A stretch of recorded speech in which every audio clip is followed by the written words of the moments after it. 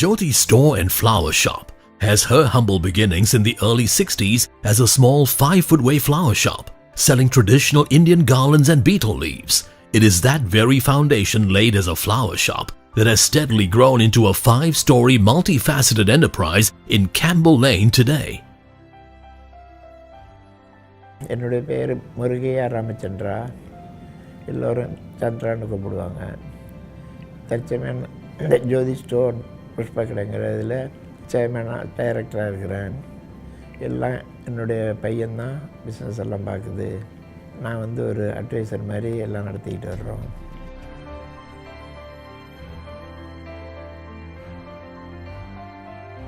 நான் 1931 டிசம்பர் 21 இந்தியாவில் சின்ன கிராமத்தில், அதாவது இந்த கிராமம் திரும்பக்கோட்டைன்னு சொல்கிறது, அங்கே பிறந்தேன். எங்கள் அப்பா எங்கள் அம்மா தான் என்னை வளர்த்து இது பண்ணாங்க. நான் பிறந்ததே எங்கள் அப்பா திருமணம் செஞ்சு 3 மாதத்தில் நான் 3 மாதம் இதாக இருக்கும்போது நான் போயிட்டாங்க. திரும்ப என்னுடைய 8 வயசில் எங்கள் அப்பா திரும்பி வந்து உடல்நலம் இல்லாமல் 3 மாதத்தில் இறந்துட்டாங்க. அதிலேருந்து என்னுடைய அம்மா தான் என்னை வளர்த்து, படிக்காத என்னோடய அம்மா பல புத்திமதிகளை சொல்லி வளர்த்து ரொம்ப நல்ல நிலைமைக்கு எதுக்கு எடுத்தாலும் புத்திமதியை சொல்லும். யாருக்கும் எதுவும் கெடுதி செய்யக்கூடாது, உனக்கு கெட்டது செஞ்சவங்களுக்கு நல்லது தான் செய்யணும் அப்படின்னு பல புத்திமதிகள்லாம் சொல்லும். அந்த சில முடியாதது வறுமையின் காரணமாக தான் சிங்கப்பூருக்கு என்ன அனுப்பி வச்சாங்க. எங்கள் அப்பாவோடைய தங்கச்சி இங்கே ஒருத்தர் இருந்தாங்க, அத்தை. அவங்க மூலியமாக வந்து அவங்க தான் எனக்கு மருதாயாக இருந்து இந்த ஊரில் எல்லாம் செஞ்சாங்க. அதுலேருந்து வந்து தான் இங்கே சின்ன வேலைக்கு போய் அதோட அம்மா இதாக இருந்தாங்க. நான் வந்து 2 வருஷத்தில் எங்கள் அம்மாவை இறந்துட்டாங்க. அவங்கள போய் பார்க்கக்கூட வசதி இல்லை அந்த நேரத்தில்.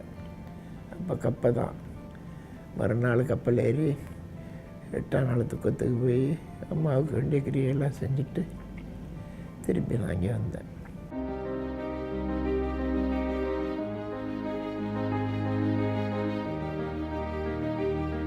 இங்கே வந்து 16 வயசில் வந்தேன். வந்த புதுசில் ஸ்டேட் சேம்ஸில் வந்து 2 வருஷம் வேலை பார்த்தேன்.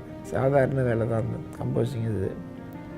திரும்ப வந்து 2 வருஷம் கழித்து புதுசாக இங்கே சிங்கப்பூர் ஸ்டாண்டர்ட்னு திறந்தாங்க.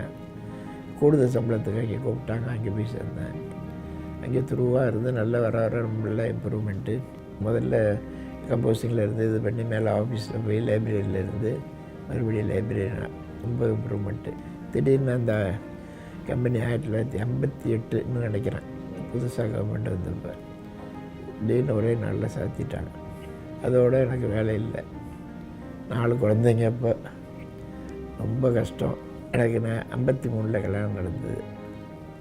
அப்போல்லாம் வேலை இருந்துச்சு எனக்கு. 53 இது பண்ணி அப்புறம் தான் வரிசையாக அந்த குழந்தைங்கள்லாம் இருந்தது. 58 தான் இதாகிடுச்சு. அது வரைக்கும் நாங்கள் கூட்டு குடும்பம், ஒரே குடும்பமாக தான் இருந்தோம். சொந்த முயற்சி தான் காரணம். 1 வருஷம் வேலை தேடினா ஒன்றும் வேலை கிடைக்கல.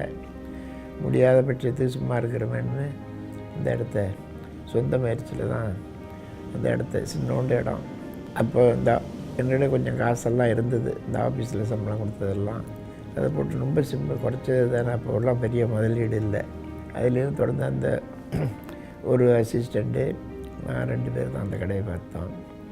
வர வர வர கடை கொஞ்சம் கொஞ்சம் முன்னேற பக்கத்திலே பூக்கடை ஒன்று சேர்த்து திறந்து 2 கடையை நடத்தினோம். சில பேர் ஹெல்ப் முக்கியமானவங்கள்லாம் ஹெல்ப் பண்ணாங்க. இப்போது பொருளாதாரத்தில் ஹெல்ப் பண்ணாட்டினாலும் மற்ற ஆள் உதவி இந்த மாதிரிலாம் நல்லா ஹெல்ப் பண்ணாங்க. அப்போ வந்து அந்த இந்தியா ஃப்ளவர் ஷாப்னு இருந்தது. அவங்க வந்து பூக்கடைக்கு ஆடு கொடுத்து உதவி செஞ்சு பூக்கடையும் தர அப்படின்னு உதவி செஞ்சாங்க. அப்போல்லாம் நம்ம பையன் படிக்க போயிருந்தது. கனடாவில் வந்து கம்ப்யூட்டர் சயின்ஸ் படித்தது. படித்து வந்தோடனே நானே வந்து உதவிக்கு ஆள் இல்லவங்களுக்கு நானே பிஸ்னஸ் எடுத்து நடத்துகிறேன்னு இப்போ பையன் நடத்திக்கிட்டு.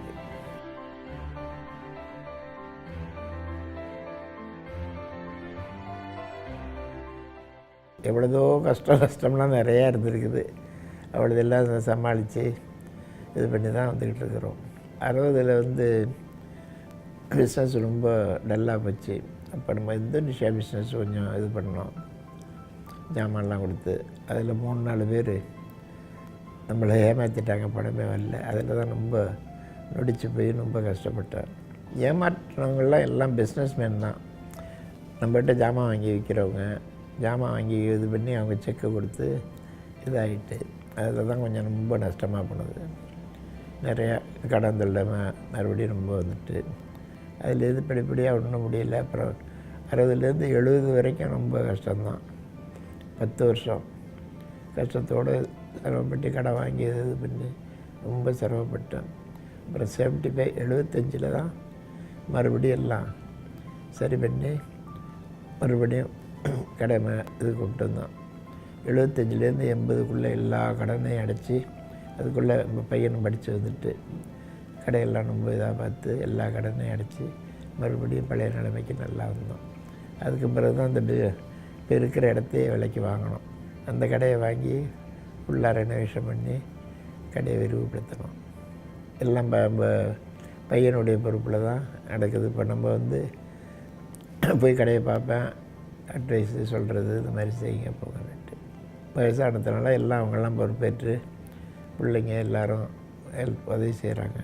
மறுபடியும் ஒரு இதுக்கு நம்ம ஏஜென்சி எடுத்து எல்லா ப்ராடக்ட்ஸும் நம்ம இது பண்ணோம். நிறையா எக்ஸ்போர்ட் கிடச்சிது.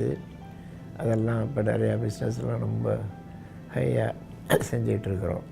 அதில் மெயினாக இந்துஸ்தான் ஒரு இருக்குது, பெரிய கம்பெனி இந்தியாவிலேயே. அவங்களுடைய ப்ராடக்ட்ஸ் பூரா நம்ம எடுத்தோம், இப்போது எடுத்துகிட்டு இருக்கிறோம். பேரல் லவ்லி, இண்டஸ் வேலி ரைஸு, ப்ரூ காஃபி, இது எல்லாத்துக்கும் ஹமாம் சோப், இந்த மாதிரி மெயினான இதுக்கெல்லாம் நாங்கள் தான் ஏஜென்ட்டு. சிங்கப்பூர், மலேசியாவுக்கு அதெல்லாம் எடுத்து நல்லா நடந்துகிட்டு இருக்குது.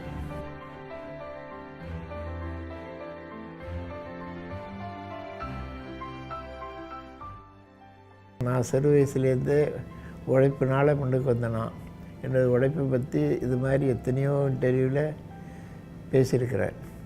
உழைப்பால் தான் முன்னுக்கு வரலாம், எப்படி நான் வந்தேன், இந்த மாதிரி வந்தேன், இன்றைக்கி இந்த நிலைமைக்கு வர்றது என்னுடைய உழைப்பு தான். இரவு பகல் சமயத்தில் காலையில் 6 மணிலேருந்து ராவிக்கு 11 மணி வரைக்கும் வேலை செய்வோம். அந்த மாதிரி படிப்படியாக உழைச்சி தான் முன்னுக்கு வந்தோம். இப்போ கடையில் வேலை செய்கிறவங்களும் யார் கொஞ்சம் உழைப்பாளியோ அவங்களுக்கெல்லாம் நான் தனி செலவு கொடுப்பேன், தனியாக இது பண்ணுவேன். அதனால் உழைப்பு தான் முக்கியம் அப்படின்னு நான் நினைக்கிறது.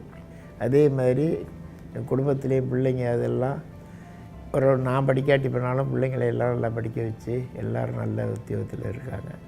மூத்த மினிஸ்டர் ஆஃப் எஜுகேஷன் இப்போ பெரிய வேலையில் இருக்குது. 2வது மகள் பேங்கர்ஸ் பெரிய வேலையில் இருக்குது.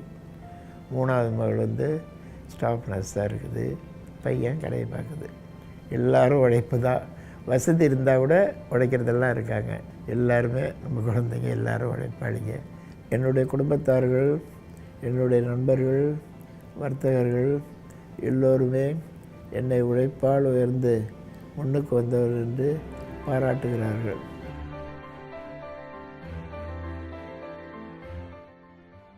இன்றைக்கு நான் காலையில் 7 மணிக்கு எழுந்திரிச்சு கடை திறக்கவே நான் வந்துடுவேன். அதை இதை பார்த்துட்டு மத்தியானம் போய் கொஞ்சம் ரெஸ்ட் பண்ணிவிட்டு அப்புறம் சாயங்காலம் வருவேன். அதனால் மற்றவங்களுக்கு அதான் நான் சொல்கிறது, உழைப்பு தான் இந்த உடம்பு உறுதியாக இருக்கிறதுக்கே காரணம் அப்படின்ட்டு.